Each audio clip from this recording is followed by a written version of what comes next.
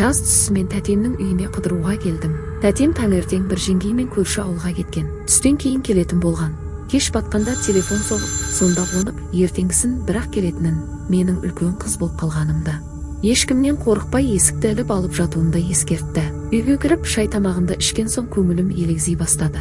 Осыдан бірнеше жыл бұрын тәтем мен анам осы үйде елес барын айтқан болатын. Кейде ыдыстар қозғалса, енді бірде киім-кешектер шашылып қалады екен. Кейде елестің өзі де көлеңкесін көрсетіп қоятын көрінеді. Жалғыз өзім қалғандықтан ба, осы әңгіме қайта есіме түсті.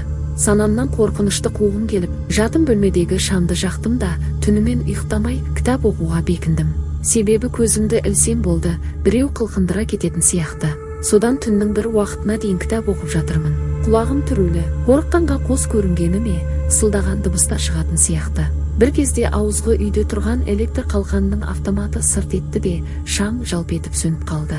Терезеден ай сәулесі түсіп тұр. Терезеден түскен ай сәулесі арасынан маған қарай, белгісіз бір сағымның жылжып келе жатқанын байқадым. Шамасы кемпірдің сұлбасы сияқты. Қорыққанымнан көрпемді тарс бекітіп басыма дейін жауып алдым. Бар білгенім бісміллә деген сөзді миллион рет қайталаған шығармын. Ауызғы үйден сызыла жеткен көлеңке көйлегінің етегі қалай жер сызғанын, кемпірдің көрпенің ішінде жатқан маған тесіле қарағанын бәрін сезіп жатырмын. Ендігі кеткен шығар деп бір кезде көрпеден сығалап қарасам, ол да еңкейіп көрпе астына сығалап қарап тұр. Қорқыныштан жүрегім тоқтап қала жаздады. Дауыс шығаруға шама жоқ. Не істерімді білмеймін. Сосын өзімді барынша сабырмен ұстап, таң атқанша көрпені де, көзімді де ашпасқа бекіндім. Сезіп жатырмын, кемпір де қадалып кетпей тұр. Мен де көзімді ашпай, көрпе астында дірілдеп жатырмын. Әлден уақытта әтеш шақырды. Бітті дедім ішімнен. Сол-ақ екен, кемпірдің кетіп бара жатқанын сездім. Ақырын көрпеден басымды шығардым. Байқаймын, кемпірдің елесі ғайып болды.